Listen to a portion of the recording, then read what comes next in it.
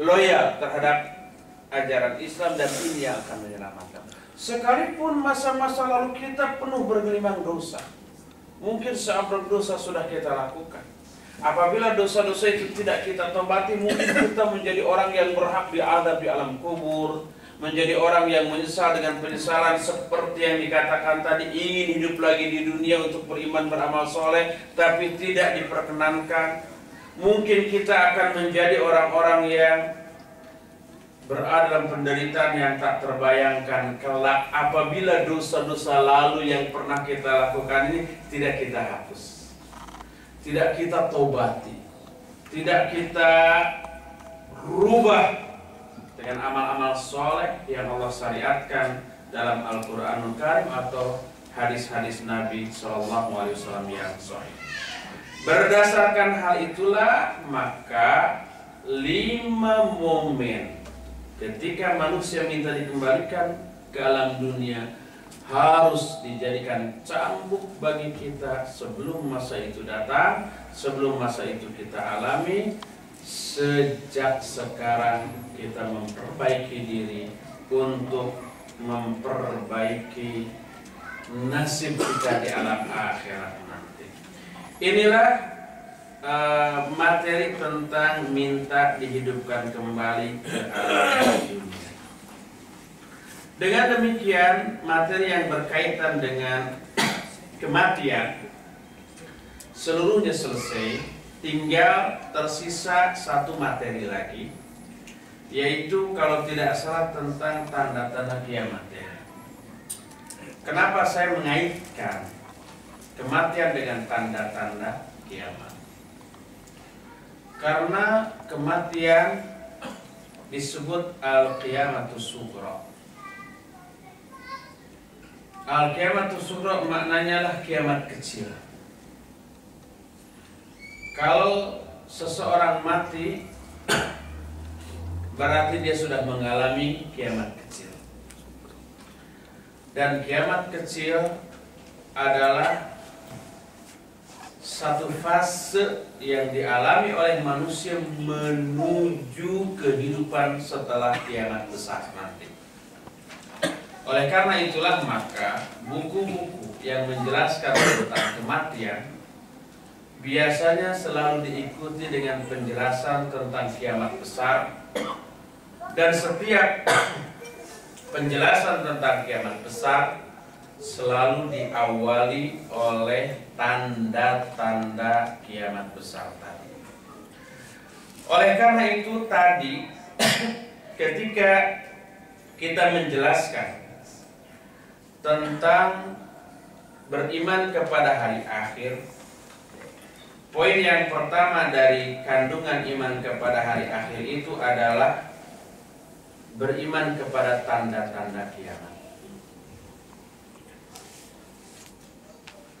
Iman kepada tanda-tanda kiamat dianggap termasuk salah satu di antara cakupan iman kepada hari akhir, karena ini amat sangat berkaitan.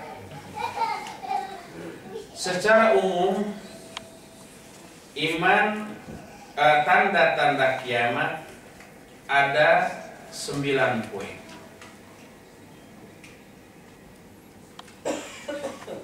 Yang pertama,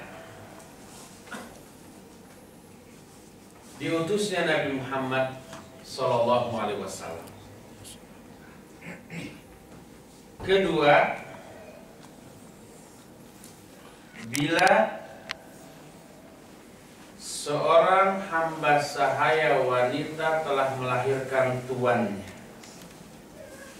Ini tanda kiamat yang kedua.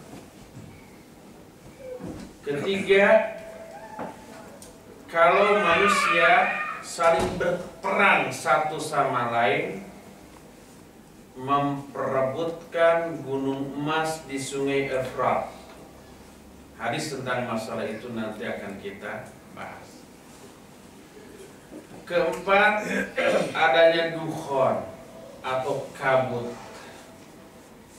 Penjelasan tentang masalah ini juga nanti akan kita terangkan. Atau kalau ngebet banget ingin segera mendengar penjelasan khusus tentang kabut, Sudah ada VCD-nya tentang hari kiamat, tentang satu poin yaitu ad-dukhan, kabut, dan sudah saya bawa ke sini. Kelima, munculnya fitnah dan kebobrokan akhlak. Apa saja jenis-jenis fitnah tersebut nanti juga akan kita terangkan. Poin keenam, keluarnya api dari Yaman yang menggiring manusia ke tempat berkumpulnya mereka. Ini poin yang ke-6 di antara tanda-tanda kiamat. Ketujuh,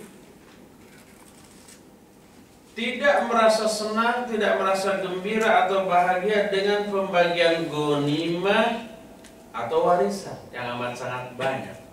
Kalau sekarang masih senang kalau melihat atau menerima pembagian apapun. Jangankan ghanimah dan warisan.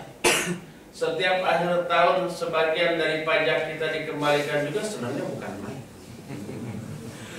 Padahal nggak seberapa.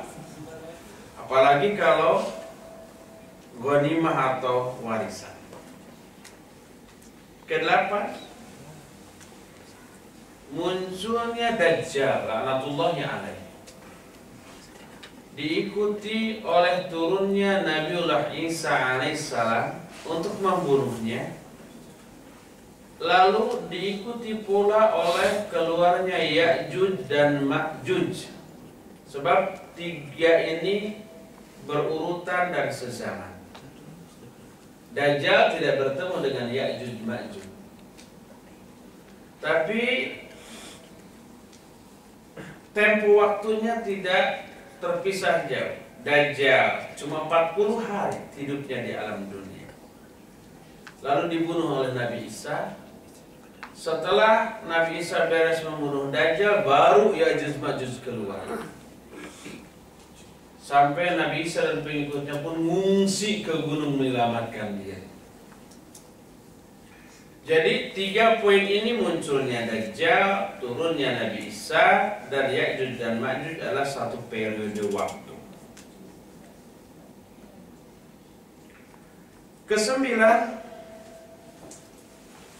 terbitnya matahari dari sebelah barat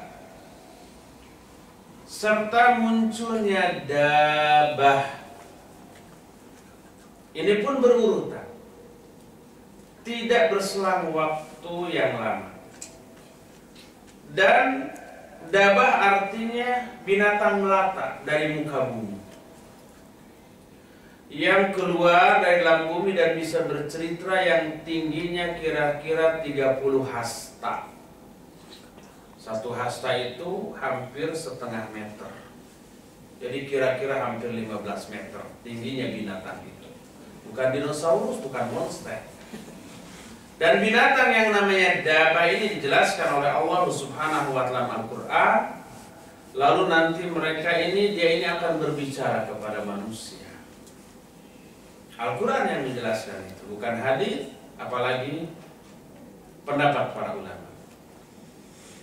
An-Naml ayat 82 menyatakan, wa idza waqa'al qawlu 'alaihim akhrajna lahum dabatan minal ardi tukallimuhum anna an-nasa kanu bi ayatina la yuqinun.